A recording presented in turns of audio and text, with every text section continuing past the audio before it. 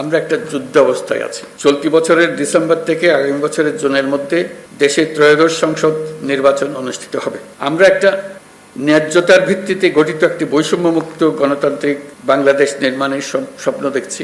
আমরা দ্বিতীয় বাংলাদেশ গঠন করার স্বপ্ন দেখছি। কখনো যেন পুলিশ বাহিনীকে দলীয় বাহিনী বা অন্যায় কাজে ব্যবহার না করা যায়, তার জন্য একটা সুষ্ঠু ও নিরপেক্ষ নির্বাচন অত্যন্ত জরুরি।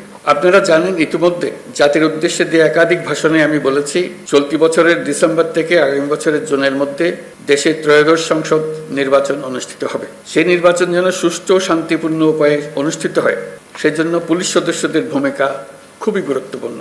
নির্বাচনে সকল প্রতিদ্বন্দ্বী প্রার্থীর প্রতি সমান আচরণ ও ভোটাররা যাতে নির্ভয়ে নির্বিঘ্নে নিজেদের ভোটাধিকার প্রয়োগ করতে পারে, সেই পরিবেশ নিশ্চিত করা আপনাদের এবং আমাদের সর্বোচ্চ দায়িত্ব।